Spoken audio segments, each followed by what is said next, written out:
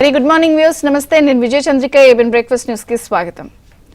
తెలంగాణలో ఎమ్మెల్యేల ఫిరాయింపుల అంశం ప్రస్తుతం రాజకీయంగా హీట్ పెంచుతోంది. నువ్వు మొదలెట్టావంటే నువ్వు మొదలెట్టావు, అసలు దీనికి ఆద్యం నువ్వే పోసావంటే సన్నాయి నొక్కులు ఎందుకు నొక్కుతావు, నువ్వు కాదా ఇది మొదలెట్టింది అంటూ ఒక డైలాగ్ వార్ తారస్థాయికి చేరింది. ప్రధానంగా నిన్న ఢిల్లీ వేదికగా బీఆర్ఎస్ వర్కింగ్ ప్రెసిడెంట్ కేటీఆర్, హరీష్ రావు అలాగే వారి పార్టీ నాయకులు, ఎంపీలతో కలిసి ఆయన మీడియా సమావేశం నిర్వహించారు. ఆ సమావేశంలో భాగంగా కేటీఆర్ కొన్ని అంశాలని ప్రస్తావించారు. సో ప్రస్తుతం ఎమ్మెల్యేలని ఇష్టం వచ్చినట్టుగా కూడా ఫిరాయిస్తున్నారు. స్వయాన రేవంత్ రెడ్డి ఇంటింటికి తిరుగుతూ వాళ్ళందరినీ కూడా చేర్చుకుంటున్నారు. ఇది రాజ్యాంగ విరుద్ధం. సో మేము ఆల్రెడీ హైకోర్టులో కేసు వేసాం, స్పీకర్కి ఫిర్యాదు చేశాం. ఇప్పుడు ఇక్కడ మీడియా సమావేశం ద్వారా చెప్పేది ఏమిటంటే కాంగ్రెస్ ద్వంద్వ వైఖరి పోషిస్తోంది. రేవంత్ రెడ్డి ఏమో సూత్రధారి, అసలు పాత్రధారులంతా కూడా ఢిల్లీ నుంచే చక్రం తిప్పుతున్నారు వీళ్ళంతా. సో త్వరలో మేము సుప్రీంకోర్టును కూడా ఈ అంశంపై ఆశ్రయిస్తాము. అలాగే రాబోయే పార్లమెంట్ సమావేశాల్లో ఈ అంశాన్ని ప్రధాన ఎజెండాగా ప్రస్తావిస్తాము చెప్తూనే అక్కడ చాలా మంది ఆసక్తిగా కొన్ని అంశాలు గమనించారు. సో కేటీఆర్ చెప్తున్న అంశాలు, అలాగే కేటీఆర్ చెప్పింది ఏమిటి, తమ హయాంలో బీఆర్ఎస్ పార్టీలో శాసనసభాపక్షం విలీనం జరిగింది ఆ రోజు. సో కాంగ్రెస్ కానీ లేకపోతే టీడీపీ కానీ బీఎస్పీ కానీ వీళ్ళంతా కూడా రాజ్యాంగబద్ధంగా ఎల్పీలో అంటే లెజిస్లేటివ్ పార్టీ విలీనం అయ్యింది. సో అది చట్టబద్ధమే, రాజ్యాంగబద్ధమే. కానీ ఫిరాయింపులు అనేది మాత్రం సో ప్రజాప్రాతినిధ్య చట్టం, యాంటీ డిఫెక్షన్ లాకి వ్యతిరేకంగా జరుగుతుంది. కాబట్టి కాంగ్రెస్ ఇప్పుడు వ్యవహరిస్తున్న తీరు అది రాజ్యాంగ విరుద్ధం. సో ఖచ్చితంగా మేము రాష్ట్రపతిని కలుస్తాం, సుప్రీంకోర్టులో కూడా కేసు వేస్తామని చెప్పంగానే అలాగే రాహుల్ గాంధీ కూడా తన మేనిఫెస్టోలో ఈ అంశాన్ని పెట్టారు. కానీ వాళ్ళు రాష్ట్రానికి ఒక ద్వంద్వ వైఖరిని పాటిస్తూ తెలంగాణలో ఒకలాగా, ఇతర రాష్ట్రాల్లో ఇంకొకలాగా మాట్లాడుతూ చేస్తున్నారు. ఇది కరెక్ట్ కాదు అంటూ మాట్లాడుతూ ప్రస్తావించిన సందర్భంలో అక్కడ ఢిల్లీ వేదికగా ఆంధ్రజ్యోతి విలేకరి కూడా, రిపోర్టర్ కూడా, సరే ఇవన్నీ మీరే కదా ప్రోత్సహించింది, మీ హయాంలో మీరు సంపూర్ణ మెజారిటీతో ఉన్న మీరు ఆ రోజు ప్రోత్సహించారు, తీసుకున్నారు, అలాగే చాలా మందికి మంత్రి పదవులు ఇచ్చారు అన్న నేపథ్యంలో మనతో కొంత కేటీఆర్ గారికి కోపం వచ్చినట్టుంది. నువ్వు కాంగ్రెస్ ప్రతినిధివా అంటూ కూడా కొంత ఆంధ్రజ్యోతి విలేకరి మీద సీరియస్ అయ్యారు. సేమ్ టైం నాతో వాగ్వాదం ఆడద్దు, గొడవ ఆడద్దు అన్నట్టుగా కూడా కొంత హై టోన్లో ఆయన మాట్లాడిన సందర్భం చూసాం. దీంతో ఇప్పుడు ఫిరాయింపుల అంశం కొంత బీఆర్ఎస్ కి బాధ కలిగిస్తోందా, గోరు చుట్టు మీద రోకటి పోట్లాగా దెబ్బ మీద దెబ్బ పడుతోందా? సో దీన్ని బేస్ చేసుకుని సానుభూతి రాజకీయం చేయాలి అని అనుకుంటే ఎక్కడికక్కడ బూమరంగ్ అవుతున్న పరిస్థితి కనిపిస్తుందా అన్నదే ప్రధానంగా రాజకీయ సర్కిల్స్ లో వినిపిస్తున్న అంశం. ఎందుకంటే ఒకటి, ప్రజల్లో ఆదరణ తగ్గింది. 4 నెలల్లో మన పార్లమెంట్ ఎలక్షన్స్ జరిగిన సందర్భంలో కూడా మనం 20% ఓట్ బ్యాంక్ బీఆర్ఎస్ కోల్పోవడం కూడా మనం చూసాం. ఇప్పటికీ 7 ఎమ్మెల్యేలు 7 ఎమ్మెల్సీలు చేజార్చుకున్నారు, వాళ్ళు కాంగ్రెస్ లో జాయిన్ అయిపోయారు. ఒక రకంగా దెబ్బ మీద దెబ్బ. సో ఎటు పాలుపోని స్థితిలో ఈ ఫిరాయింపుల అంశం ద్వారా సానుభూతి పొందేందుకు ప్రయత్నం జరుగుతుంటే అది బూమరాంగ్ అవుతుందా, అన్ని వేళ్లు వారి వైపే కనిపిస్తున్న పరిస్థితి కనిపిస్తుందా? 2014, 2018లో వారేం చేశారో అన్న అంశమే అందరూ మాట్లాడుతున్న నేపథ్యంలో మరొక పక్క ఇది ఇలా ఉంటే ఇప్పటికీ ఇంకొక 20 మంది బీఆర్ఎస్ ఎమ్మెల్యేలు మాతో టచ్ లో ఉన్నారంటూ ప్రభుత్వ విప్ ఐలయ్య గారు కూడా అప్పుడు అసలైన విలీనం జరుగుతుంది, ఇప్పుడేం కంగారక్కర్లేదు, ముందు ముసలి పండుగ అంటూ ఆయన కూడా ప్రెస్ మీట్ లో చెప్పిన సందర్భం మనం చూసాం. దీంతో పాటుగా నిన్న మహబూబ్ నగర్ పర్యటనలో ఉన్నటువంటి ముఖ్యమంత్రి రేవంత్ రెడ్డి గారు కూడా అసలు ఈ సర్కార్ 4 రోజుల్లో కూలుతుందని మీరు కదా అంది, మీరు అనలేదా, బరాబర్ కాబట్టి మేము చేస్తాం, ప్రభుత్వం సుస్థిరంగా ఉండేందుకు ఈ చేరికలు తప్పవంటూ గతంలో ఆయన ఢిల్లీ వేదికగా చేసినటువంటి చిట్ చాట్ అంశాలని మరొకసారి నిన్న మహబూబ్ నగర్ లో జరిగినటువంటి సమావేశంలో కూడా ఆయన కార్యకర్తలతో నిర్వహించిన సమావేశంలో చెప్పారు. సో బీఆర్ఎస్ బలహీనపడినప్పుడల్లా కూడా ఇలా రెచ్చగొట్టే ధోరణి చేస్తుంది, కాబట్టి మేము ఖచ్చితంగా 4 రోజుల్లో కూలుతుందని మీరు అన్నారు, కాబట్టి సన్నాయి నొక్కులొద్దు, మీ వరకు వస్తే బాధ తెలియటం లేదా అంటూ కొంత ఘాటైన వ్యాఖ్యలు ముఖ్యమంత్రి రేవంత్ రెడ్డి గారు కూడా చేశారు. అలాగే ప్రభుత్వాన్ని కూలగొట్టం అనేదాకా ఈ చేరికలు ఉంటాయి అంటూ కూడా మంత్రి పొంగులేటి శ్రీనివాసరెడ్డి కూడా చేసిన స్టేట్మెంట్స్ నేపథ్యంలో ఒక్కసారిగా తెలంగాణలో ఈ ఫిరాయింపుల అంశం రాజకీయంగా హీట్ పెంచుతోంది. మరి వారు చేస్తే రాజ్యాంగబద్ధం విలీనం అంటున్నారు.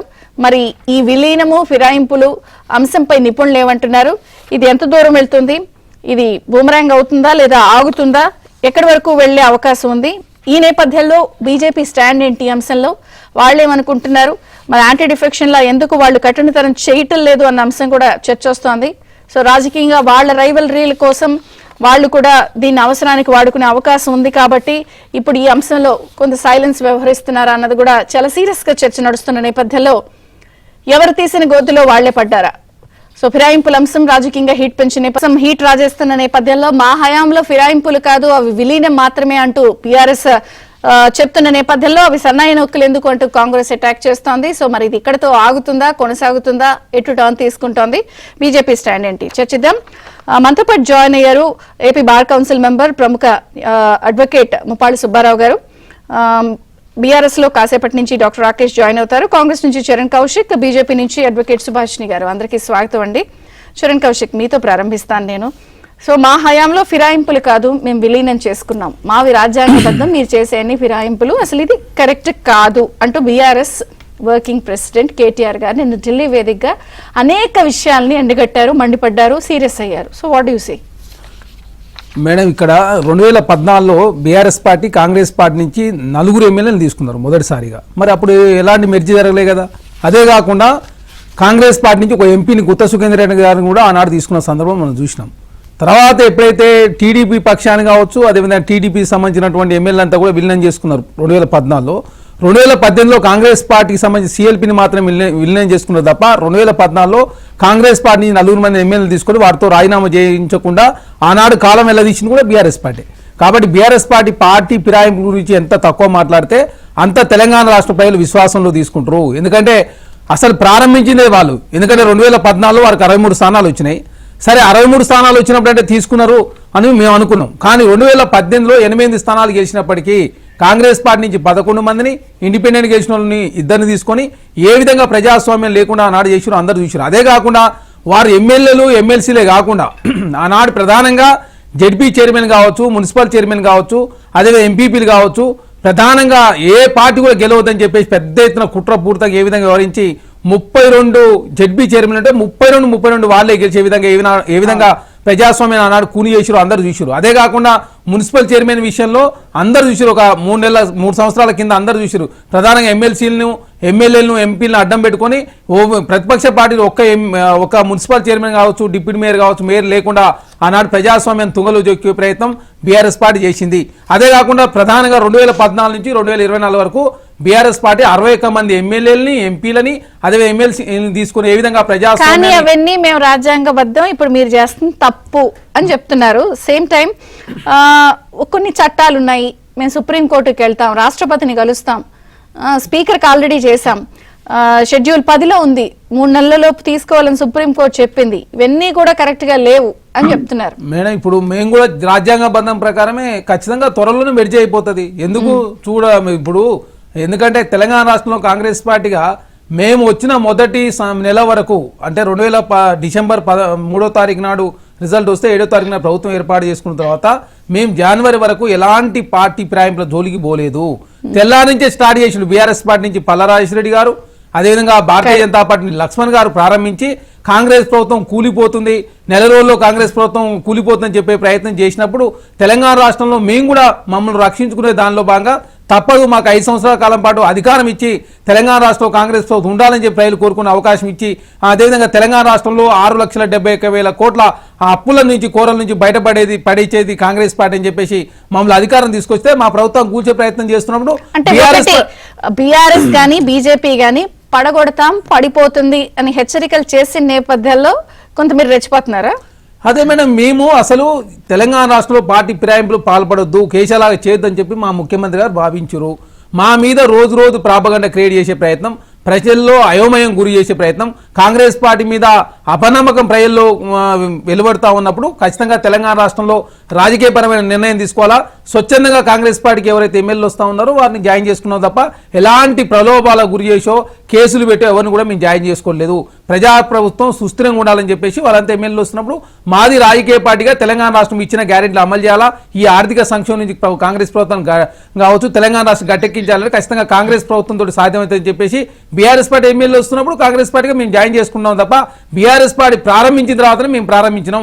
మేము తెలంగాణ రాష్ట్రంలో దానం నాగేందర్ బీఆర్ఎస్ టికెట్ పై గెలిచి ఆయన ఏకంగా అసలు ఎమ్మెల్యేగా ఉంటేనే కాంగ్రెస్ టికెట్ ఇచ్చి ఇవ్వడం ఇది ఎంతవరకు రాజ్యాంగబద్ధంగా కరెక్ట్ అని కూడా నిన్న కేటీఆర్ ప్రశ్నిస్తున్నారు కదా మేడం. ఇప్పుడు అట్లా అనుకుంటే పోతే వాళ్ళు ఏ విధంగా ప్రజాస్వామ్యాన్ని కూని చేసి ఆనాడు పెద్ద ఎత్తున పార్టీ పాల్పడడం చూసిరు కదా.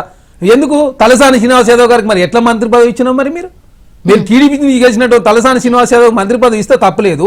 కానీ కాంగ్రెస్ పార్టీ బీపాల్ మీద ఆయన ఎమ్మెల్యే పోటీ చేయలేగా, మేము మంత్రి పదవి వేలే, మేము లోక్సభ సభ్యత్వానికి కాంగ్రెస్ పార్టీ నుంచి పోటీ చేసిండు.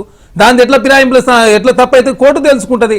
మేము అదే కాకుండా తెలంగాణ రాష్ట్రంలో ప్రజారంజక పాలన అందిస్తున్నాం కాబట్టి బీఆర్ఎస్ పార్టీ ఎవరు ఎమ్మెల్యే ఉండే పరిస్థితి లేదు. బీజేపీతో కూడా మాట్లాడి నేను మీకు ఇస్తాను. మేం చేస్తే ఒప్పు, మీరు చేస్తే తప్పు. ఇది నిన్న కేటీఆర్ గారు ఫిరాయింపుల అంశంపై ఢిల్లీ వేదికగా మాట్లాడిన అంశం. సేమ్ టైం కొంత మీరెందుకు సైలెంట్ గా ఉన్నారు? తెలంగాణ రాష్ట్రంలో ఈ ఫిరాయింపుల అంశంపై బీజేపీ స్టాండ్ ఏంటి, కామెంట్ ఏంటి? సుభాష్ని గారు. అందరికీ నమస్కారం అండి. ప్యానెల్ ఉన్న వ్యూయర్స్ అందరికి కూడా. నిన్న కేటీఆర్ గారు ఆయన కొంచెం మ్యాథ్స్ లో పూరేమో అనిపిస్తుంది ఒకసారి. ఎందుకంటే మీరు మర్జింగ్ చేసింది ఒక టీడీపీ లెజిస్లేచర్ పార్టీలో 12 మెంబర్స్ మాత్రమే మీరు మర్జ్ చేసుకుని దానికి కాన్స్టిట్యూషనల్ వ్యాలిడిటీ ఉందని ఆయన మాట్లాడుతున్నారు. కానీ టోటల్ గా 2014 నుంచి ఇప్పటి వరకు చూస్తే మనం అంటే మొన్న గెలిచే వరకు చూస్తే దాదాపుగా 40 ఎమ్మెల్యేస్ ని బీఆర్ఎస్ పార్టీ అన్ని పార్టీస్ నుంచి వాళ్ళు తీసుకోవడం జరిగింది. ఇవాళ బీఆర్ఎస్ పార్టీ వాళ్ళ నేషనల్ లీడర్షిప్ ఏదైతే మనం తెలంగాణ సాధిద్దామని ఒక ఉద్దేశంతో వచ్చిన పార్టీ దాదాపుగా majority of the MLAs are all వేరే పార్టీస్ నుంచి వచ్చిన వాళ్ళే వాళ్ళ బీఆర్ఎస్ లో ఉన్నారు. అందుకే ఇవాళ బీఆర్ఎస్ కింద భయం పట్టుకుందంటే బికాస్ ఎవరు కూడా ఒక ఐడియాలజీ బేస్ చేసుకుని రాలే ఈ పార్టీలోకి. అప్పుడు అధికారంలో ఉన్నారు కాబట్టి మనం కూడా బెనిఫిట్స్ పొందొచ్చు, అధికారం పొందొచ్చు అని అందరూ వచ్చారు తప్పించి ఎవ్వరు కూడా సైద్ధాంతికంగా దానిలో పార్టీలో చేరలా. ఇవాళ వాళ్ళ భయం ఎందుకు వస్తుందంటే ఫండమెంటల్ గా ఎందుకంటే అందరూ వేరే పార్టీస్ నుంచి మెజారిటీ ఉన్నారు కాబట్టి వీళ్ళందరూ వెళ్ళిపోతే అప్పుడు మన పరిస్థితి ఏంటి? ఇవాళ నేను ఇందాక మా తమ్ముడు ఒప్పుకున్నారు, దిస్ ఇస్ స్ట్రాటజికల్ మూవ్ అండి రేవంత్ రెడ్డి గారు. ఫస్ట్ థింగ్ ఏంటంటే కాంగ్రెస్ లో ఎప్పుడు చూసినా కూడా తరతరాల నుంచి ఎప్పుడు ఇన్స్టేబుల్ గానే ఆ గవర్నెన్స్ ఉండింది. 2 years కి మళ్ళీ ఎలక్షన్స్ రావడం, 3 years కి ఎలక్షన్స్ రావడం. అదే సేమ్ విధంగా మళ్ళీ 64 ఎమ్మెల్యేస్ వచ్చినప్పుడు అందరూ ప్రెజెంట్ చేసేది ఏంటంటే కాంగ్రెస్ లో ఈ కల్చర్ ఎలాగో ఉంది కాబట్టి రేవంత్ రెడ్డి గారిని కూడా సరిగ్గా పరిపాలనిస్తారో లేదో అన్నది అనుమానం అందరికీ వచ్చింది. సో దీనిలో భాగంగానే ఆయన ఏం చేశారు, ప్రిడామినెంట్ గా కాంగ్రెస్ సీనియర్ లీడర్స్ ఉన్నారు, నేను కొత్త వాడిని టీడీపీ నుంచి వచ్చిన ఆయన్ని కాబట్టి నాకు ఎప్పుడైనా ప్రాబ్లమ్స్ రావడం గ్యారంటీ లేదు. కాబట్టి మనం టీడీపీ నుంచి టీడీపీ ఈయన ఎలాగో affiliation towards TDP he was TDP person కాబట్టి డెఫినెట్లీ దీనిలో 10-12 మంది వాళ్ళే ఉన్నారు, వాళ్ళందరూ ఎలాగో దీనిలోకి వస్తారు. కాంగ్రెస్ కాబట్టి కాంగ్రెస్ లో ఉన్నారు వాళ్ళు ఎలాగో వస్తారు కాబట్టి ఏది కేటీఆర్ అయితే లీగల్ గా కాన్స్టిట్యూషనల్లీ వ్యాలిడ్ అనుకున్న పాయింట్ ఏదైతే ఉందో ఆయన రిపీటెడ్ గా మాట్లాడుతున్నారో though he didn't do it legally అయినా కూడా ఇదే సేమ్ రిపీట్ రేవంత్ రెడ్డి గారు చేయరని నమ్మకం లేదండి. I think he's going towards the same strategy what KTR is endorsing repeatedly. మరి ప్రభుత్వాన్ని కూలగొడతాము పడగొడతాం అన్నప్పుడు సుస్థిరంగా ఉండేందుకు చేరికలు తప్పవు అనేది కదా ఇప్పుడు రేవంత్ గారు చెప్తున్న అంశం. అవును ఇప్పుడు రేవంత్ రెడ్డి గారు స్ట్రాటజీకి అదే చేస్తున్నారు. ఇఫ్ యూ కీన్లీ అబ్జర్వ్ మీరు చూస్తే ఏ నియోజకవర్గాల్లో అయితే కాంగ్రెస్ వీక్ ఉందో ఆ నియోజకవర్గాలు ఎక్కువ ఫోకస్ చేస్తున్నారు, టీడీపీ క్యాండిడేట్స్ ఫోకస్ చేస్తున్నారు, కాంగ్రెస్ నుంచి చెల్లిన ఫోకస్ చేస్తున్నారు. మొత్తాన్ని చూస్తే మీకు 38 బీఆర్ఎస్ ఎమ్మెల్యేస్ లో 25 2/3 బయటకు వెళ్తే ఆటోమేటిక్ లెజిస్లేటివ్ పార్టీ మర్జింగ్ అయిపోతుంది. సో 25 మంది కోసం ఆయన గాలం వేస్తున్నారు. అది కూడా ఎప్పుడు చేయాలి, before the speaker takes a decision. Speaker automatic గా మీకు రూలింగ్ పార్టీ పర్సన్ ఉంటారు కాబట్టి ఆయన డెఫినెట్ గా వీళ్ళకి టైం ఇచ్చి ఇవన్నీ కన్వీనియంట్ గా సెట్ చేసుకున్నాక ఆయన డిసిషన్ ఇస్తారు. So this is all strategic గా చాలా ప్లాన్ గా జరుగుతున్న ఇదండి. అండ్ ఫ్లోర్ లో ఎవరు అపోజిషన్ స్ట్రాంగ్ గా మాట్లాడకూడదు. He's ensuring all the things. Internal పార్టీలో ఆయన స్ట్రెంథనింగ్, పార్టీ ఎక్కడ వీక్ ఉంది అక్కడ స్ట్రెంథనింగ్, ఫ్లోర్ లో అసెంబ్లీలో నోరిప్పి మాట్లాడే అవకాశం లేకుండా అది ఆయన చేసింది నేను రివెంజ్ఫుల్ గా రిటార్ట్ బ్యాక్ చేయాలి. ఇన్ని థింగ్స్ ఈ స్ట్రాటజీలో మూవ్ అవుతున్నాయి. కాదు సుభాష్ని గారు, మీరు తెలంగాణలో ఇప్పుడు ఇరు పార్టీలకి సంబంధించిన వ్యవహార శైలి 2014-18లో బీఆర్ఎస్ చేసింది, ఇప్పుడు కాంగ్రెస్ చేస్తుంది తప్పు అని అంటున్నప్పుడు ఇది మీకు కూడా ఇతర రాష్ట్రాల్లో గోవా, కర్ణాటక, మణిపూర్లో అయితే ఏకంగా సుప్రీంకోర్టే డిస్క్వాలిఫై చేసిన సందర్భం మనం చూసాం. సో మరి మీకు అవన్నీ కనిపించటం లేదా? అవన్నీ మీకు కరెక్టా? తెలంగాణలో అయితే బండి సంజయ్ గారు కానీ మా లీడర్స్ కానీ 100% ఎందుకంటే రిజైన్ చేయండి మేము పార్టీలో తీసుకోమని చెప్పి రిపీటెడ్ గా చెప్పడం జరిగిందండి.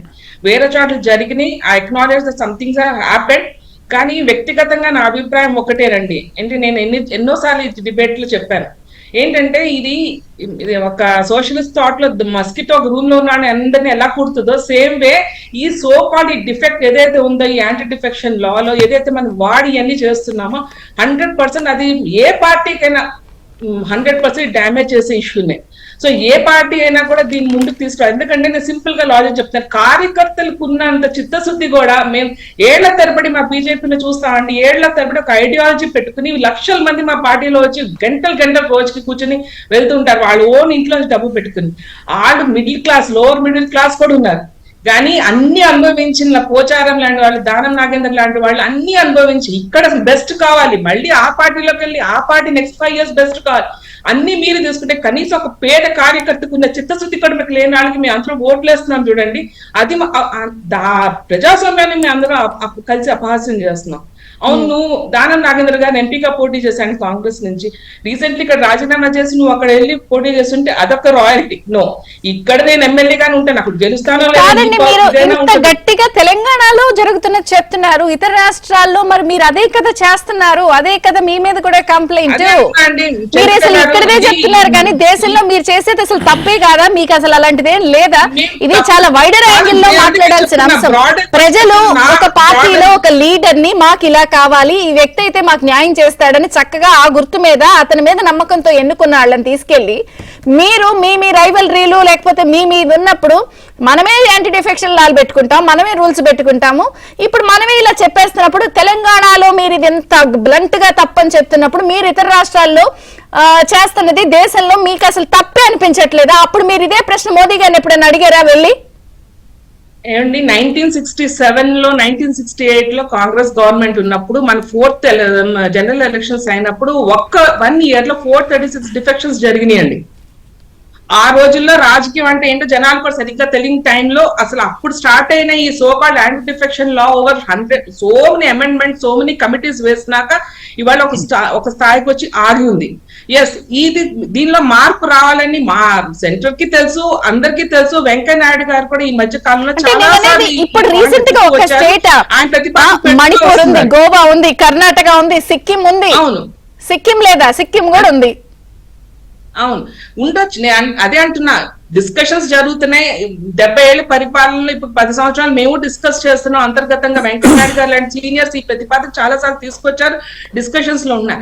ఐఎమ్ ష్యూర్ ఇదేమి స్టాగ్నెంట్ కాదు, over a phase it has been evolving and it keep evolving. కాకపోతే ఇవాళ ఏంటంటే అమెండ్మెంట్ సరిపోవటం లేదన్నది పాయింట్. స్పీకర్ కి మొత్తం ఇండిపెండెంట్ పవర్స్ అన్ని ఇచ్చి ఒక మెజారిటీ ఉన్న పార్టీ వైపు నుంచి అని ఉంటారు కానీ ఆయన మొత్తం ఇచ్చి డిసిషన్ తీసుకోమంటాం అనేది ఒక తప్పని కొన్ని విషయాలు అనిపిస్తుంది. కొన్ని విషయాల్లో ఏమో court intervention totally collapse democratic process అని చెప్పి ఒక విధంగా అనిపిస్తుంది. సరే, ఒకసారి నేను మళ్ళీ మీకు టర్న్ ఇస్తాను. అడ్వకేట్ ముప్పాడి సుబ్బారావు గారితో కూడా ఒకసారి మాట్లాడి, లీగల్ గా ఇప్పుడు ఇది చాలా చర్చనీయాంశంగా ఉంది దేశవ్యాప్తంగా. మన దాకా వచ్చినప్పుడు అది ఒప్పు అయిపోతుంది, లేదా మనం ప్రతిపక్షంలో ఉన్నప్పుడు అది తప్పు అయిపోతుంది. సో ముప్పాడి సుబ్బారావు గారు నమస్తే, బ్రేక్ఫాస్ట్ న్యూస్ కి స్వాగతం. సో ఏంటి, విలీనం జరిగితే తప్పు కాదు, ఫిరాయింపులు చేస్తేనే తప్పు అని చెప్పి అసలు ఆయన నిన్న కేటీఆర్ గారు చెప్పడంతో ఒకసారి మళ్ళీ చర్చనీయాంశమైంది. మనకి ఒక పార్టీ గుర్తు మీద గెలుస్తున్నారు, ఇంకో పార్టీ మీద వెళ్ళిపోతున్నారు, సరే పదవులో లేకపోతే వాళ్ళకున్న థింగ్స్. కానీ ఇది ఒక డెమోక్రసీని, సిస్టమ్ ని అగౌరవపరచడం కదా. ఇప్పుడు అసలు ఏది కరెక్ట్ అంటారు, ఏది రాంగ్ అంటారు? నిన్న ఆయన అంటున్నారు విలీనం కరెక్ట్ అంట, ఫిరాయింపులు తప్పు అంటున్నారు. ఒకటి మేడం గారు, 1985న భారత రాజ్యాంగం 52వ సవరణ ప్రకారం 10th షెడ్యూల్లో ఈ ఫిరాయింపులకు సంబంధించినటువంటి యాంటీ డిఫెక్షన్ లాని రాజ్యాంగ పరంగా తీసుకురావడం జరిగింది. కానీ అది ఏ లక్ష్యం కోసమైతే తీసుకొచ్చారో ఆ లక్ష్యం నెరవేరటానికి ఆ లక్ష్యం నెరవేరకుండా వక్ర మార్గం పట్టింది. ఇప్పుడు ఇందాక మీరు చెప్పినట్టు తెలంగాణ కానీ, ఆంధ్రప్రదేశ్ కానీ, తమిళనాడు కానీ, కర్ణాటక కానీ, గోవా కానీ, మణిపూర్ కానీ, సిక్కిం కానీ, మధ్యప్రదేశ్ కానీ, అరుణాచల్ ప్రదేశ్ లాంటి అనేక రాష్ట్రాల్లో విస్తృతంగా పార్టీ ఫిరాయింపులు జరుగుతూ ఉన్నాయి. కాబట్టి పార్టీ ఫిరాయింపుల్లో ఉన్న ప్రధానమైన లోపం ఏంటంటే ఈ చట్టంలో 2/3 వంతు ఆ శాసనసభకు సంబంధించినటువంటి వాళ్ళు ఏదైనా పార్టీలో కనుక మెర్జ్ అయిపోతే అప్పుడు ఆ పార్టీని మెర్జ్ చేసుకోవడానికి అవకాశం ఉంది. అది అనర్హతకి చోటు లేదు అని చెప్తున్నారు. విచిత్రం ఏంటంటే పార్టీ ఆయా రాష్ట్రాల్లో ఉన్న పార్టీ యథాతథ స్థితిలో ఉంటుంది. పార్టీ కార్యకర్తలు ఉంటారు. పార్టీతో సంబంధం లేకుండా ఎన్నికైన సభ్యులు మెర్జ్ చేస్తే పార్టీ మెర్జ్ అయిపోద్ది అనేది చట్టవిరుద్ధమైన అంశం. దాన్ని చట్టంలో మార్పు తీసుకురావాల్సిన అవసరం ఉంది. రెండోది, ఈ ఫిరాయింపులు ఎందుకు వస్తున్నాయి? అసలు ఫిరాయింపులు అన్ని రాజకీయ పార్టీలు ప్రజాసేవ చేసే వాళ్ళని అభ్యర్థులుగా ఎన్నుకోవడం మానేసి డబ్బు, ధనబలం, అంగబలం ఉన్న వాళ్ళని ప్రాధాన్యత ఇస్తూ ఎన్నిక చేయటం వల్ల వాళ్ళు ఆ పదవి సేవా దృక్పథంతో చేయాలని ఆలోచన మానివేసి వ్యాపార దృక్పథంతో ఆలోచిస్తున్నారు. అప్పుడు వ్యాపార దృక్పథంతో ఆలోచించేటప్పుడు అధికార పార్టీ ఏదుంటే దాంట్లో చెప్పైతే తన లాభార్జన తెలుసుకోవచ్చు, తనకు అనుకూలంగా చేసుకోవచ్చు అనే ఒక దురాలోచన కూడా దీంట్లో ఒక ప్రధాన పాత్ర పోషిస్తుంది అనే విషయాన్ని ఇక్కడ మనం గమనించాలి. ఒకటి, కేటీఆర్ చెప్పినా లేకపోతే ఇంకో పార్టీ వాళ్ళు చెప్పినా కానీ ఫిరాయింపులు అనేది చట్ట విరుద్ధం. అది మౌలికమైనటువంటి ఎథిక్స్ కి సరికాదు. ఏం చేద్దంటే ఎవరైనా ప్రజలు ఎందుకు అనుకుంటారు, ఒక పార్టీకి సంబంధించిన వాళ్ళని నమ్మి ఈ పార్టీకి మనం ఓటేద్దామని ప్రజాభిప్రాయాన్ని సేకరించి ఆయన ఎన్నుకుంటారు. కానీ తర్వాత ఆయన పార్టీ ఫిరాయిస్తే డెఫినెట్ గా ఈ యొక్క యాంటీ డిఫెక్షన్ లాని కఠినతరం చేయవలసిన అవసరం ఉంది. రెండోది, ఒకవేళ ఎలక్టెడ్ అభ్యర్థి 2/3 ఉంటే దాంట్లో మెర్జ్ అయిపోతే మెర్జ్ చేసుకోవచ్చు అనే విధానాన్ని అసలు తొలగించాలి. ఎవరైనా పార్టీ ఫిరాయించాలంటే అతను తాను ఎన్నికైన నియోజకవర్గానికి రాజీనామా చేసి మళ్ళా ప్రజాభిప్రాయం తీసుకున్న తర్వాతే చేయాలి.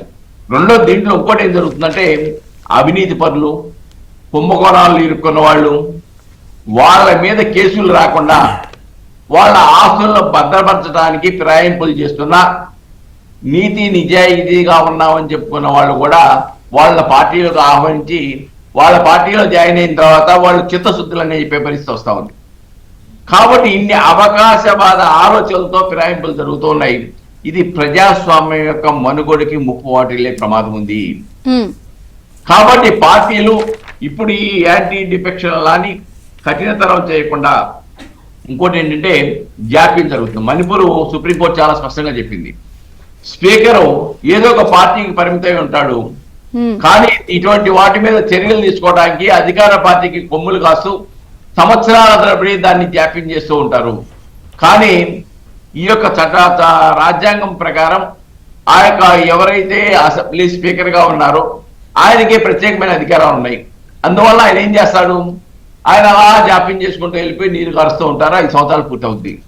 కానీ ఇటీవల సుప్రీంకోర్టు 2024లో చాలా స్పష్టంగా చెప్పింది. 22లో కూడా ఇలాంటి తీర్పు ఒకటి చెప్పినట్టుంది, 3 నెలల్లోపు కొంత దీనిపై నిర్ణయం తీసుకోవాలి స్పీకర్ అని. 24లో కూడా చెప్పారండి. అది 3 months లో మీరు స్పీకర్ నిర్ణయం తీసుకోవాలి. ఇది రాజ్యాంగబద్ధమైన అంశం. ఇది రాజ్యాంగబద్ధాన్ని, రాజ్యాంగంలో ఉండే అంశాలని అమలు చేయవలసింది స్పీకర్. కాబట్టి స్పీకర్ తక్షణమే చర్యలు తీసుకోవాలి, జాప్యం చేయొద్దని చెప్పింది. అలానే మణిపూర్ లాంటి దాంట్లో సుప్రీంకోర్టు చాలా డిస్క్వాలిఫికేషన్ సుప్రీంకోర్టు జోక్యం చేసుకోవాల్సిన పరిస్థితి వచ్చింది. కొన్ని తీర్పులు అంతకు ముందు వచ్చినాయి. అయితే స్పీకర్ నిర్ణయం తీసుకున్న తర్వాత మాత్రమే సుప్రీంకోర్టు అది న్యాయ పరిధిలో ఉందా లేదా అని చెప్పేసి నిర్ధారించవలసిన అవసరం ఉందని చెప్పేసి కొన్ని తీర్పులు ఉన్నాయి. ఏదేమైనప్పటికి కూడాను స్పీకర్కి నిర్ణయాధికారం చేసేటానికి లిమిటేషన్ పలానా ఇన్ని రోజుల్లో చేయాలని చట్టం ఈ యొక్క రాజ్యాంగంలో లేకపోవటం ఒక లోపం. డెఫినెట్ గా ఆ దిశలో అమెండ్ చేయాలి. రెండోది, మెర్జ్ చేసేటప్పుడు కూడా లెజిస్లేటివ్ మెంబర్సా, లెజిస్లేటివ్ గా ఎలక్ట్ అయిన వాళ్ళ, లేదంటే పార్లమెంట్ ఎలక్ట్ అయిన వాళ్ళ, వాళ్ళు మెర్జ్ అయిపోతే పార్టీ మెర్జ్ అయిపోయినట్టుగా నిర్ధారించకూడదు. ఎందుకంటే కింద పార్టీ ఉంటుంది, శాఖలు ఉంటాయి, పార్టీ కార్యకర్తలు ఉంటారు, మెజారిటీ మెంబర్స్ వీళ్ళు ఉండగా ఓన్లీ ఎలక్టెడ్ మెంబర్లే దాంట్లో కనుక ఆ పార్టీలో జాయిన్ అయిపోతే మొత్తం పార్టీ జాయిన్ అయినట్టుగా ఏదైతే ఉందో అది సహజ న్యాయ సూత్రాలకు పూర్తిగా విరుద్ధం. సార్ ఒక్క పాయింట్ చెప్పండి. ఇప్పుడు ఫిరాయింపులు విలీనం 2 అంశాలు ఇక్కడ. సో ఇది 2/3 వచ్చినప్పుడు విలీనం చేస్తారు, లేదా ఇది యాంటీ డిఫెక్షన్ లా ప్రకారం ఒక పార్టీపై గుర్తు చేసినప్పుడు డిస్క్వాలిఫై చేయాలి. ఇది 2వ అంశం. ఇప్పుడు తెలంగాణ అడ్వకేట్ జనరల్ ఒక అంశాన్ని కోర్టు దృష్టికి తీసుకొచ్చారు. సో ఏంటి, స్పీకర్ కు ఉత్తర్వులు ఇచ్చే అధికారాలు లేవు, స్పీకర్ కి కోర్టులే ఇలా చెయ్యండి అని అధికారం లేదు. దీనికి సంబంధించి సుప్రీంకోర్టు 1992లో వెలువరించిన తీర్పు ప్రకారం సో ఇలాంటి రూలింగ్ ఉంది అని చెప్పి ఆయన కోర్టు దృష్టి తీసుకెళ్తున్నారు. మరి అలాంటప్పుడు వీళ్ళు సుప్రీంకోర్టుకు వెళ్ళినా ఎక్కడికి వెళ్ళినా అది డైరెక్ట్ చేయలేరని కదా అర్థం. ఒకటండి, అంతకుముందు సుప్రీంకోర్టు కూడా ఈ స్పీకర్ కి విశేషమైన అధికారాలు యాంటీ డిఫెక్షన్ లో ఇచ్చారు. అందువల్ల స్పీకరు ఏదో ఒక డెసిషన్ తీసుకోకుండా అది రాజ్యాంగపరమైందా లేకుంటే న్యాయపరమైందా, సహజ న్యాయ సూత్రాలకు విరుద్ధంగా నిర్ధారించే అధికారం న్యాయస్థానాలకు లేదు. కాబట్టి ముందుగా స్పీకర్ నిర్ణయం తీసుకోవాలన్నారు. అందుకే సుప్రీంకోర్టు కూడా గతంలో స్పీకర్కి డైరెక్షన్ ఇచ్చింది. ఆల్రెడీ మీరు ఇంతకాలం దీని మీద నిర్ణయం తీసుకోవడానికి జాప్యం చేస్తా ఉన్నారు, కాబట్టి వితిన్ 3 months లో చేయాలని చెప్పేసి. కాబట్టి అడ్వకేట్ జనరల్ ఏదైతే తెలంగాణలో వాదించాడో అది సుప్రీంకోర్టు కూడా గతంలో చెప్పింది. కాబట్టి డెఫినెట్ గా ఇక్కడ స్పీకర్ ఇమ్మీడియట్ గా డెసిషన్ తీసుకోవాలి, లేకపోతే సుప్రీంకోర్టు ఏదో టైం లిమిటేషన్ పెట్టేసి గతంలో లాగా 3 నెలల్లో మీరు ఇమ్మీడియట్ గా ఈ యొక్క ఇష్యూని డెసిషన్ చేయండి, ఒక నిర్ణయం తీసుకోండి అని చెప్పేసి డైరెక్షన్ ఇవ్వాలి. అలా ఇవ్వకపోతే, ఎందుకంటే శాసన స్పీకర్ కి అసలు స్పీకర్ ని డిక్టేట్ చేయలేమనేది కదా వాదన ఇక్కడ. అవును, స్పీకర్ కి డైరెక్షన్ ఇచ్చారు, కానీ సుప్రీంకోర్టు ఆ డైరెక్షన్ ని ఇప్పటి వరకు ఎవరు ఛాలెంజ్ చేయాల. గతంలో సుప్రీంకోర్టు చాలా స్పష్టంగా 3 months లో స్పీకర్ చేయమని నిర్ణయించమని ఆదేశాలు ఇచ్చింది. దాన్ని ఇప్పటికి కూడా సుప్రీంకోర్టు ఛాలెంజ్ చేసి ఈ అధికారం సుప్రీంకోర్టుకి లేదు అని ఎవరు వెళ్ళా. కాబట్టి అది డెఫినెట్ గా సుప్రీంకోర్టు ఇచ్చిన ఆదేశాలు ఏదైతే ఉన్నాయో ఇప్పుడు అమల్లో ఉన్నట్లు లెక్క. కాబట్టి డెఫినెట్ గా ఇప్పుడు స్పీకర్ మీద ప్రధానమైన డెసిషన్ తీసుకునే నిర్ణయం స్పీకర్ మీద ఉంటుంది.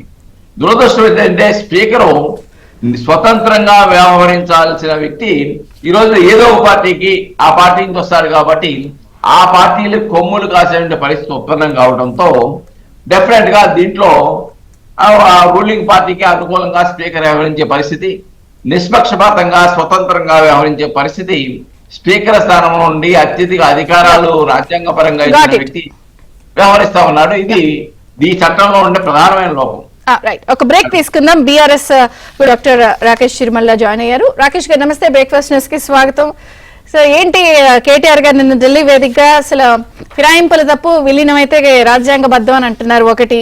సో అడిదిరిగి ఇడిదిరిగి మీరు ఎంత ట్రై చేస్తున్నా అది మీకే బూమరాంగ్ అవుతుంది, అసలు మీరే కదా చేసిందని అందరూ అంటున్నారు. ఏం చెప్తారు మేడం? ఫస్ట్ ఆఫ్ ఆల్ మేము ప్రశ్నించినటువంటి ప్రశ్న, సార్ ఎవరి డైరీలో ఉన్నట్టు వాళ్ళు అర్థం చేసుకుంటే దానికి మనం ఏం చేయలేం కానీ సార్, మేడం మేము అడిగింది ఏంటంటే, ఏదైతే రాహుల్ గాంధీ గారు ఒక చేతిలో రాజ్యాంగాన్ని పట్టుకొని ఒక చేతిలో వాళ్ళ పార్టీ మేనిఫెస్టో మీన్స్ ఆ పార్టీ రాజ్యాంగం, ఒకటి భారతదేశ రాజ్యాంగం అయితే ఇంకోటి ఆ పార్టీ రాజ్యాంగాన్ని చేతిలో పట్టుకొని మేము అసలు యాంటీ డిఫెక్షన్ లాను ఈ విధంగా అమలు చేస్తామని చెప్పేసి డైరెక్ట్ సికింద్రాబాద్ అభ్యర్థిని మా బీఆర్ఎస్ నుంచి గెలిచిన ఎమ్మెల్యేని పెట్టుకున్నారు.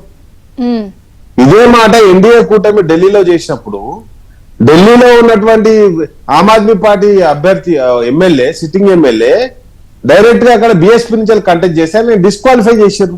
మేము అడుగుతుంది ఏదైతే ఇండియా కూటమి మీరు ఢిల్లీలో చేసిన లానే ఇక్కడ కూడా అమలు చేయమని కోరుతున్నాం. ఇప్పుడు హర్యానాలో మా ఎమ్మెల్యేలు పోయినప్పుడు, హిమాచల్లో మా ఎమ్మెల్యేలు పోయినప్పుడు, మహారాష్ట్రలో పోయినప్పుడు మీరు ఏదైతే సుప్రీంకోర్టు పోయారో మీరు తీసుకొచ్చిన సుప్రీంకోర్టు జడ్జిమెంట్ కాపీని పట్టుకునే కదా మేము ఈరోజు హైకోర్టుకు పోయింది. మేమే స్పెషల్ గా పోలే కదా. నేనేమంటానంటే కాంగ్రెస్ పార్టీ తన వైఖరి ఏందో చెప్పాలి కదా. ఢిల్లీలో ఒక వైఖరి ఉంటది, హైదరాబాద్ లో ఒక వైఖరి 2014-2018లో మీ వైఖరి ఇదే అని చెప్పి మీరు కూడా ఆ రోజు ఓవరాల్ గా 40 మంది ఇంకా జెడ్పీటీలు జెడ్పీటీసీలు ఎంపీటీసీలు ఈ కార్పొరేటర్లు ఈ లెక్క కాకుండా ఎమ్మెల్యేలే అన్ని పార్టీలు కలిపి 14-18 కలిపి 40 అన్నప్పుడు ఆ రోజు మీరు కూడా ఇదే వైఖరి చెప్పి చేశారా అనేది కూడా చాలా మంది ప్రశ్నిస్తున్నారు. మేడం నేనేమంటున్నా అంటే 10th షెడ్యూల్లో కాన్స్టిట్యూషన్ లో ఉన్నటువంటి 10th షెడ్యూల్ ను ఆ రోజు ఉన్నటువంటి ఎమ్మెల్యేలు వస్తా అన్నా కానీ 10th షెడ్యూల్ ఫాలో అయితేనే రండి, లేకపోతే రాకండి అని చెప్పాం స్పష్టంగా. ఆ 10th షెడ్యూల్ ఫాలో అయ్యారు కాబట్టే వచ్చారు. మేమేమంటున్నామంటే మరి ఆ 10th షెడ్యూల్ రాజ్యాంగంలో ఎందుకు పెట్టారు? మేము ప్రశ్నిస్తున్నది ఏంది? కాంగ్రెస్ పార్టీ వైఖరినో లేకపోతే ఇంకో పార్టీ వైఖరినో ప్రశ్నించట్లేదు. మీరు ఏదైతే రాజ్యాంగాన్ని చేతిలో పట్టుకొని తిరుగుతున్నటువంటి రాహుల్ గాంధీ కాంగ్రెస్ పార్టీ, మేము రాజ్యాంగాన్ని గౌరవిస్తామని చెప్తున్నటువంటి కాంగ్రెస్ పార్టీ ఎందుకు ఆ రాజ్యాంగాన్ని గౌరవించట్లేదు? గౌరవించకపోతే గౌరవించమని చెప్పండి. ఇంతకుముందు పెద్దలు చెప్పారు కంపల్సరీ యాంటీ డిఫెక్షన్ లో స్ట్రాంగ్ గా తీసుకురావాలని చెప్పేసి రాహుల్ గాంధీ గారు కోరుకున్నారు, అన్ని పార్టీలు కాదు. ఈ రోజు ఒక చట్టం, రాజ్యాంగం, డెమోక్రసీ, ప్రజాస్వామ్యం చెప్తున్నారు. ఏ రోజు 2014-18 ఈ పదాలు లేకపోతే ఇలా సిస్టమ్ వ్యవస్థ ఆ రోజు కేసీఆర్ గారికి వీరెవరికి గుర్తులేదా?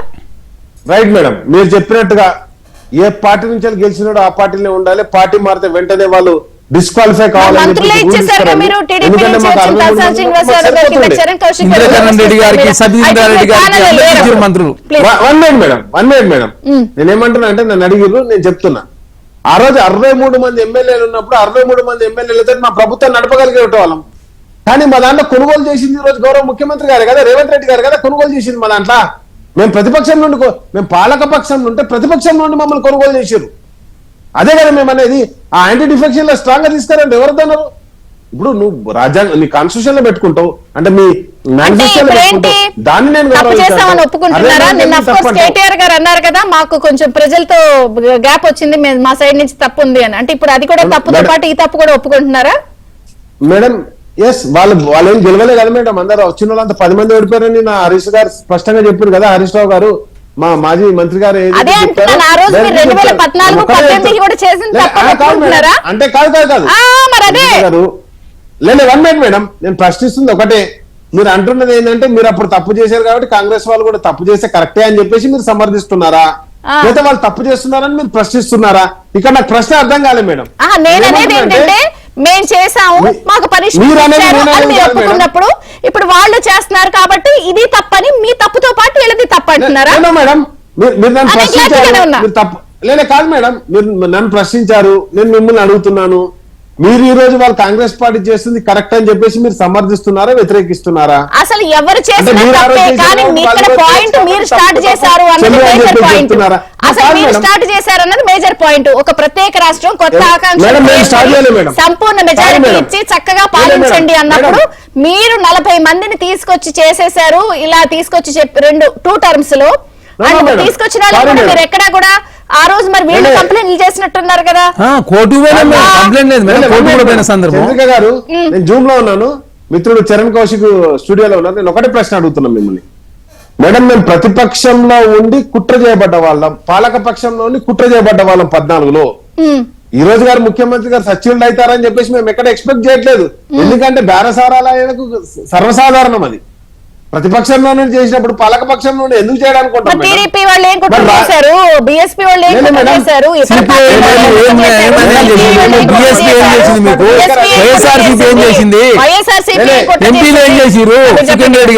మేడం చంద్రిక గారు, నేను అడుగుతుంది ఏంటంటే కాంగ్రెస్ వైఖరి దేశం మొత్తంలో ఇదేనా? ఆ స్పష్టత ఏమని చెప్పండి రాహుల్ గాంధీ గారిని. కాంగ్రెస్ వైఖరి ఇదే అంటే బీజేపీ చేస్తుంది కూడా కరెక్టే అనాల్సి వస్తుంది కదా. అప్పుడు నేను అనేది ఏంటంటే ఇప్పుడు బీజేపీ అంటే బీజేపీ మీరు ఒకటే వాళ్ళ గుడ్ లుక్స్ కోసమే వెళ్ళి ఢిల్లీలో రాహుల్ గాంధీని తిడుతున్నారు, అక్కడ కవిత గారు బెయిల్ కోసం ఈ తతంగం అంతా, అది ఇంకో వేరే విమర్శ వినపడుతుంది. సరే మేడం, అట్లాంటప్పుడు మరి ఏదైతే అదాని తోటి కలిసిపోయింది, మన ఏది అదానిని కలిసింది రేవంత్ రెడ్డి గారు, లేకపోతే మోడీ గారిని కలిసింది రేవంత్ రెడ్డి గారు, దీని గురించి ఆయన ప్రైమ్ మినిస్టర్ తో కలిసిపోతున్నాడని చెప్పడానికి ఇట్లా కాదు కదా మేడం. నేనేమంటున్నా, రాహుల్ గాంధీ ఏదైతే ఢిల్లీలో డిమాండ్ చేసి ధర్నా చేశాడో, ఏ ధర్నాకైతే పాల్గొన్నాడో ఆ ధర్నాలో దేని గురించి పాల్గొన్నాడు మేడం? ఏదైతే కేజ్రీవాల్ మీద అక్రమ కేసులు పెట్టారని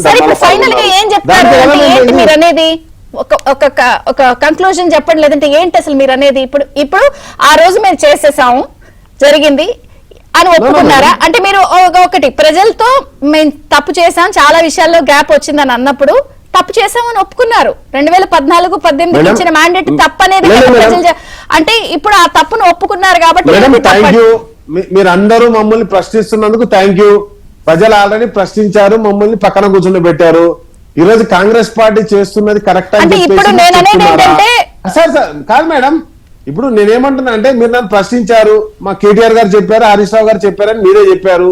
ఈ రోజు కాంగ్రెస్ పార్టీ చేసింది కరెక్ట్ అని మీరు చెప్తున్నారా? ప్రశ్నేనా? నిన్న ఆంధ్రజ్యోతి రిపోర్టర్ని కూడా కృష్ణారావు గారిని అక్కడ అదే అన్నారు మీరు.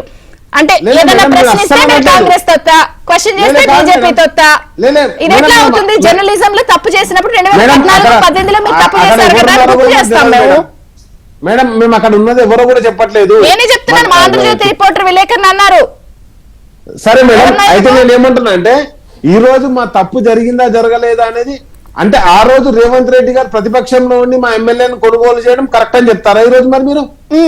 మేము ఎక్కడ ఎవరు అలా, ఇందాక మనకి అడ్వకేట్ గారు కూడా ఫిరాయింపు అనేది కాదు. ఆ రోజు ఫిరాయింపు జరిగినప్పుడు తలసాని శ్రీనివాస్ యాదవ్ గారిని తీసుకొచ్చి మంత్రి పదవి ఇచ్చినప్పుడు ఆ రోజు మీరు రాజీనామా చేశారా? మేము అడుగుతుంది ఏంది, ఈ రోజు మేము అంటున్నది ఏంటంటే నిజంగానే కాంగ్రెస్ పార్టీ తీసుకున్న నిర్ణయం కరెక్టే అయితే దేశం మొత్తంలో ఎందుకు వ్యతిరేకిస్తున్నారు? మీ మేనిఫెస్టోలో న్యాయ సూత్రంలో ఇది పెట్టారు.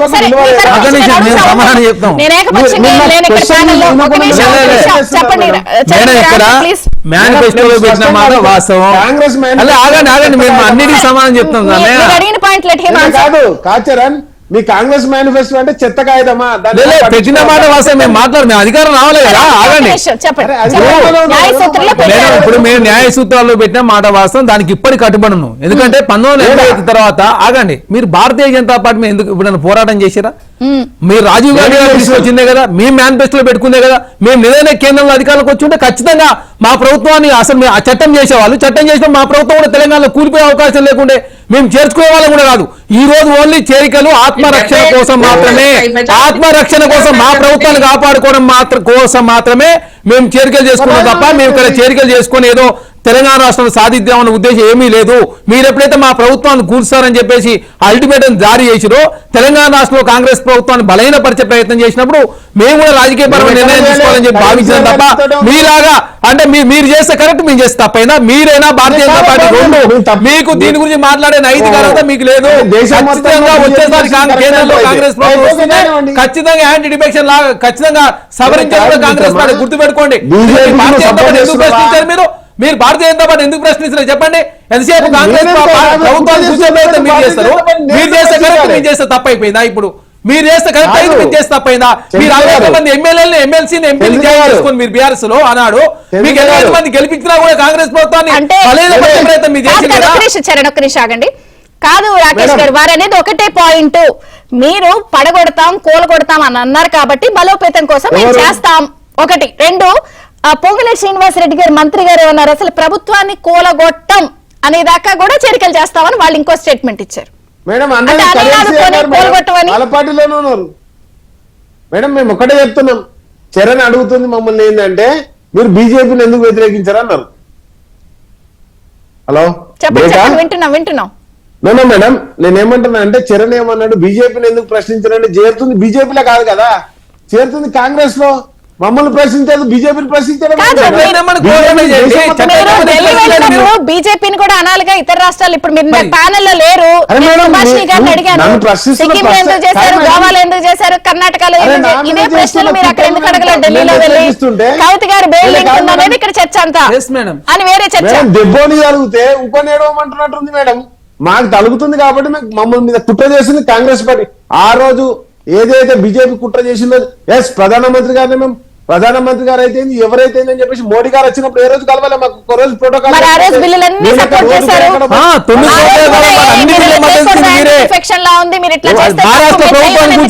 మద్దతు ఇచ్చారు, కర్ణాటక ప్రభుత్వం కూర్చిన తర్వాత మద్దతు ఇచ్చారు. అదే కాకుండా మద్దతు ప్రశ్నించారు భారతీయ జనతా పార్టీ. నేను ఒకటే చెప్తున్నా, ఇప్పుడు కాంగ్రెస్ పార్టీ వైఖరి చెప్పమంటే మా వైఖరి చెప్పిన చాలా స్పష్టంగా మా వైఖరి చెప్పాము. కేంద్రంలో కాంగ్రెస్ ప్రభుత్వం వచ్చిన తర్వాత ఖచ్చితంగా ఈ చట్టాన్ని సవరించేది కాంగ్రెస్ పార్టీ. గుర్తుపెట్టుకోండి, ఆ లోపు ఖచ్చితంగా జాయినింగ్ జరగాల్సిందే, 91 సంఖ్య రావాల్సిందే, నెంబర్ 1 కావాల్సిందే. మీ పార్టీలో ఉన్నటువంటి సభ్యులంతా కాంగ్రెస్ పార్టీకి వస్తారు. 26 మంది వచ్చిన తర్వాత ఖచ్చితంగా మెర్జ్ అయిపోతుంది. మెర్జ్ అయిన తర్వాత మీరు మాట్లాడటానికి వాయిస్తున్నారు. గుర్తుపెట్టుకోండి, మీరు ఇప్పుడేదో మీరు సన్నాయి నొక్కుల్లోకి కాంగ్రెస్ పార్టీ బురదలే ప్రయత్నం చేస్తే ఎవరు కూడా తెలంగాణ రాష్ట్ర ప్రజలు విశ్వాసంలో తీసుకోరు. మీరు చేయలేదా అంటే ప్రత్యేక రాష్ట్రంలో మీరు చేయలేదా? సరే, ప్రతి దగ్గర ఎవరో ఒకళ్ళు ఏదో ఒక రాష్ట్రంలో చేసినప్పుడు కేంద్రంలో అధికారంలో ఉన్న మీరు దీన్ని ఎందుకు టైటన్ చేయటం లేదు? అసలు మీరు ఎందుకు ముందుకొచ్చి ఇది చేయట్లేదు? అంటే మీరు రేపొద్దున ఏదైనా రైవల్స్ మీద అటాక్ ఇది పనికొస్తుందని దాన్ని అస్త్రంగా ఉంచుకున్నారా, లేదా మీరు సర్వైవల్ కోసం దాచుకున్నారా దీన్ని టైటన్ చేయకుండా? మన స్వతంత్రం వచ్చినాక మెజారిటీ ఆఫ్ ద ఫేజెస్ లో మనకుంది కాంగ్రెస్ పార్టీ రూలింగ్ లో ఉందండి. ఇప్పుడు ఐ థింక్ క్లియర్ కట్ గా 1-2 ఫేజెస్ తప్పితే మిగతా ఫేజ్ ఈ 10 years తప్పితే మన కంటిన్యూస్ గవర్నెన్స్ ఆఫ్ బీజేపీ ఈ 10 years మాకు దక్కింది. సో ముఖ్యంగా ఏంటంటే ఇంటర్నల్ డిస్కషన్స్ ఏం జరుగుతున్నాయా ఏంటి అన్నది ఇప్పుడు మేము కూడా అందరూ కూడా ఆలోచిస్తాం. ఇప్పుడు మనకి ఎందుకు అంటే ఇప్పుడు ప్రీవియస్ పెర్ఫార్మెన్స్ కంటే ఇప్పుడు పెర్ఫార్మెన్స్ తగ్గింది. Definitely everybody is introspecting, we are introspecting many factors. కాబట్టి ఇంటర్నల్ గా సీనియర్స్ వెంకయ్యనాయుడు గారు లాంటి వాళ్ళు కూడా అందరూ ఇచ్చే ఇన్పుట్స్ ఇస్తున్నాం. డెఫినెట్లీ ఇంటర్నల్ గా జరుగుతుంది. ఇంటర్నల్ గా జరిగే విషయాలన్నీ మేము బయటకు చెప్పాల్సిన నేను అనేది ఇంటర్నల్ గా జరగలేదు. కొంత 3.0 లో మీరు వీక్ అయ్యి ఈసారి మీరు కొంత మీకు సపోర్ట్ తీసుకోవాల్సిన మీ భాగస్వామ్య పక్షాలతో డిపెండ్ అయినప్పుడు దీన్ని టైటన్ చేయకుండా ఉంచారంటే అది మీ సర్వైవల్ కోసమేగా. ఏ రాజకీయ పార్టీ అని ఇప్పటి వరకు చేస్తుంది దేనికోసం అండి? అంటే మీరు ఒప్పుకుంటారా టైటన్ చేయమని? ఇప్పటి వరకు దేనికోసం? ఇప్పుడు ఎందుకంటే ఇప్పుడు మేము తెలంగాణలో మేము అన్నాం మేము రిజైన్ చేయకుండా మా పార్టీలో చేర్చుకోవాలి. అదే అన్ని పార్టీస్ చెప్పమనండి, మనం బ్రాడర్ నేషనల్ వైడ్ వెళ్ళొద్దు. ఇక్కడ ఉన్న పార్టీస్ అన్ని కూడా ఇదే తంబుల్ ఫాలో మేము చెప్పాం కాబట్టి at least we are given in the state లో మేము ఒక లైన్ గీసాం. కాబట్టి మీరందరూ కూడా అదే ఫాలో అండి. కనీసం స్టేట్ వరకైనా మనం సరి చేసుకుందాం. ఢిల్లీ దాకా ఎందుకు? ఢిల్లీ దాకా అంటారా? అన్ని పార్టీస్ కూడా దీన్ని ముందుకు తీసుకెళ్లాల్సిన అవసరం అండి. ఇవాళ అక్కడ అధికారులు ఒకళ్ళు ఉంటారు, రేపు ఇంకోళ్ళు ఉంటారు, ఎల్లుండి ఇంకోళ్ళు ఉంటారు. అధికారం మన ప్రజాస్వామ్యంలో శాశ్వతం కానే కాదు. ఈ ఫండమెంటల్ లాజిక్ మనం మిస్ అయ్యి అందరం కూడా ఒకళ్ళొక్కరు నేపం పెట్టేసుకుని దానికి వెనక్కి స్వాతంత్రం వచ్చిన దగ్గర నుంచి ఈ రోజు వరకు డెఫినెట్ గా ఎవరో ఒకరు ఏదో టైంలో వాళ్ళ పవర్ లో ఉన్నప్పుడు చేసినప్పుడు 2 terms ఉన్నారు. మీరు అసలు ప్రతిసారి నీతి, ధర్మం, న్యాయం, డెమోక్రసీ, ప్రజాస్వామ్యం నేను చెప్పినప్పుడు మీరు అసలు ఎందుకు టైటన్ చేయటం లేదు? 2 terms కూడా టైటన్ కి మీరు ఆలోచన చేయలేదా? అందరూ చేస్తారండి, అందరూ చేసాము, మీరు ఎందుకు టైటన్ చేయలే? మేము చేస్తున్నా ఉన్నాం, మేము ప్లాన్ చేస్తున్నా, ఇంటర్నల్ డిస్కషన్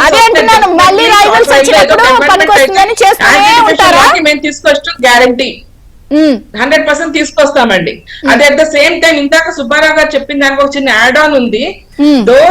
మన కాన్స్టిట్యూషన్ లో మనం దాదాపుగా పార్లమెంట్ డెమోక్రసీకి హైయెస్ట్ సీట్ లో పెట్టుకుని మన స్పీకర్ గాని చైర్మన్ గాని presiding officers decision they have to take the decision with regarding to anti defection law అనుకున్నా కూడా కోర్ట్స్ ఎంతవరకు అంటే ఒక టైం లిమిట్, మొన్న ఒక కేసులో మనకి టైం లిమిట్ పెట్టడం 3 months జరిగింది Manipur case. At the same time subsequent గా కోర్ట్స్ జ్యుడిషియల్ రివ్యూ చేయడానికి మాత్రం అవకాశం ఉంది. అంటే judicial review is concern with only the decision making process ఎలా తీసుకున్నారని చెప్పడానికి కోర్ట్స్ అడగొచ్చు కానీ but they can't ask the question the correctness of the decision.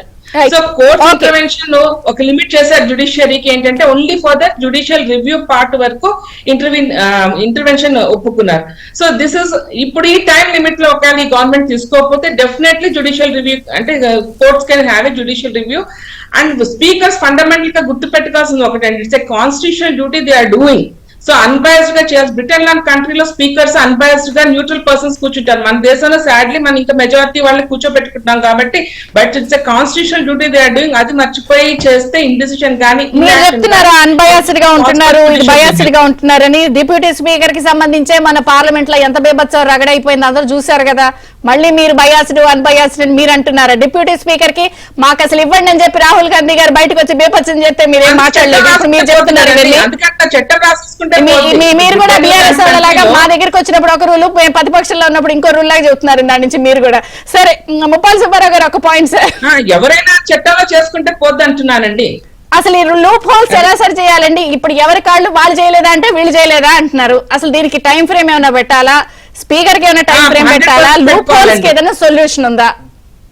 ఆ లూప్ హోల్స్ మనం సెట్ చేసుకోవాలి, 100% పెట్టుకోవాలి. సార్ చెప్పండి సార్, ముప్పాల సుబ్బారావు గారు మీరు చెప్పండి సార్.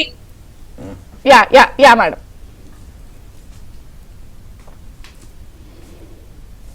సార్ మ్యూట్ లో ఉన్నారు, సార్ మ్యూట్ లో ఉన్నారు.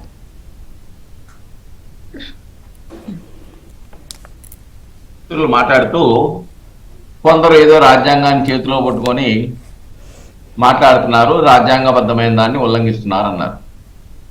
ప్రతి శాసనసభ్యుడైనా పార్లమెంటు సభ్యుడైనా ఆయన ప్రమాణం చేసేది రాజ్యాంగం మీదే. పట్టుకున్నా పట్టుకోకపోయినా రాజ్యాంగం మీద ప్రమాణం చేస్తారు కాబట్టి రాజ్యాంగంలో ఉన్న అంశాలకి కట్టుబడి పనిచేయాలి. ఇప్పుడు ఆ విధంగా పనిచేస్తున్నారా ఏ పార్టీ అయినా? లేదు కదా. లేదన్నప్పుడు ఏంటి, దీనికి ఎట్లా సరి చేయాలి? రేపు ఇస్తున్నప్పుడు అఫిడవిట్ లోనే నేను 5 years మారను అని ముందు ఆ అఫిడవిట్ లో కూడా ఏదన్నా చేసేసేదట్టు రాయాలా? దీని మీదే ఉంటాను అని అఫిడవిట్ లో ఏదైనా ఇచ్చేస్తే పోద్దేమో. ఇంకోటి ఏంటి మేడం గారు, అసలు ఆ మెర్జ్ అనేది అసెంబ్లీ సభ్యులు మెజారిటీ మెంబర్స్ 2/3 మెంబర్స్ మెర్జ్ అయిపోతే పార్టీ మొత్తం మెర్జ్ అయ్యేదాని విధానాన్ని అది అసలు సహజ న్యాయ సూత్రాలకు పూర్తిగా విరుద్ధం. పార్టీ అంతా ఉంటది, క్యాడర్ అంతా ఉంటది, వీళ్ళు అసెంబ్లీకి వెళ్ళిపోయి వీళ్ళు మెర్జ్ అయిపోతే పార్టీ మెర్జ్ అయిపోయింది అనేది అసలు దారుణమైన అంశం. అసెంబ్లీ సభ్యులు మెర్జ్ అయిపోతే పార్టీ మెర్జ్ అయిపోవటం ఏంటి? దాన్ని మార్పు చేయాలి. రెండోది ఏంటంటే స్పీకర్ ఎవరైతే ఉన్నారో అతను కాన్స్టిట్యూషనల్ డ్యూటీ చేయాలి. రాజ్యాంగ పరిధిలో పనిచేసినటువంటి వ్యక్తి ఆయనే రాజ్యాంగ పరిధిలో ఉన్న అంశాల మీద వెంటనే వచ్చిన ఫిర్యాదుల మీద తీసుకోకుండా రాజకీయ అధికార పార్టీకి అనుకూలంగా వ్యవహరిస్తూ రోజుల తరబడి చేస్తే కుదరదు. ఇంకేంటంటే ఇందాక మేడం గారు చెప్పారు, టైం నిర్దేశించడం కరెక్ట్ కాదండి. ఎందుకంటే మహారాష్ట్రలో శివసేన ఎన్సీపీలో వచ్చిన డిఫరెన్స్, డాక్రే కానీ షిండే కానీ శరత్ కానీ అజిత్ మధ్య వచ్చిన దాంట్లో స్పీకర్ డెసిషన్ తీసుకోకపోతే 2024లో స్పీకర్ దాని మీద మీరు డెసిషన్ తీసుకోండి, రాజ్యాంగపరమైన డెసిషన్, ఇది మీ కాన్స్టిట్యూషనల్ డ్యూటీ కాబట్టి 3 నెలల్లో తీసుకోమని డైరెక్షన్ ఇచ్చింది. కాబట్టి రాజ్యాంగపరమైన విధులు నిర్వహించే వ్యక్తులు విధులు నిర్వహించకపోతే న్యాయస్థానాలను జోక్యం చేసుకునే పరిస్థితిని ఎవరు సృష్టించారు? రాజకీయ నాయకులే, ఆ రాజకీయ పార్టీలే. కాబట్టి అది కూడా జోక్యం చేసుకోకపోతే ఇష్టానుసారంగా వ్యవహరిస్తారు. కాబట్టి కాన్స్టిట్యూషనల్ బాడీ స్టాట్యూట్ ఏదైతే జ్యుడిషియరీ ఉందో జ్యుడిషియరీ అవుతుంది. అలానే ఇంకో కేసులో కూడా చాలా స్పష్టంగా చెప్పారు కదా, కీ హోటా అలోహా వర్సెస్ చాచీలు 1993లో దాంట్లో ఇచ్చారు, సభ్యుడిని అధికార పార్టీ స్పీకర్ కనుక డిస్క్వాలిఫై చేస్తే దాని మీద ఆ యొక్క డెసిషన్ మీద రివ్యూ చేసి స్పీకర్ నిర్ణయం న్యాయ సమీక్షకు లోబడి ఉందా లేదా అని నిర్ధారించే అధికారం న్యాయస్థానానికి ఉందని చెప్పింది. అంటే ఎందుకు ఎన్ని వస్తా ఉన్నాయి? నువ్వు డిఫెక్షన్ బిల్లులో ఉన్న లోపాలని మీరు ఆసరాగా తీసుకొని ప్రజాస్వామ్య విలువలకి తిలోదకాలు ఇస్తున్నారు కాబట్టి ఈ రోజున న్యాయస్థానం జోక్యం చేయవలసిన అవసరం ఉంది. అన్ని రాజకీయ పార్టీలు నీతులు చెప్తున్నాయి, ఆచరణలోనే ఆచరించలేకపోతా ఉన్నాయి.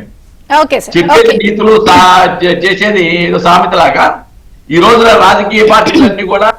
ఈ విచిత్రం ఏంటంటే ఈ దేశంలో చాలా బాధాకరమైన విషయం ఏంటంటే ఈ దేశ ఆర్థిక వ్యవస్థని చిన్నాభిన్నం చేసే ఆర్థిక నేరగాళ్ళను సైతం వాళ్ళని రక్షించడానికి ఆ పార్టీలో చేస్తుంటే ఆ పార్టీలో చేర్చుకొని వాళ్ళని రక్షించే దౌర్భాగ్య పరిస్థితి ఈ వ్యవస్థలో రావడం, రాజకీయ పార్టీలో రావడం ప్రజాస్వామ్య విలువలకి తిలోదకాలు ఇవ్వడం తప్ప ఇంకోటి ఏం కాదు మేడం గారు. కాబట్టి యాంటీ డిఫెక్షన్ బిల్ ఏదైతే ఉందో దీన్ని పూర్తి అధికారాలు స్పీకర్కే ఇవ్వకుండా టైం లిమిట్ పెట్టాలి.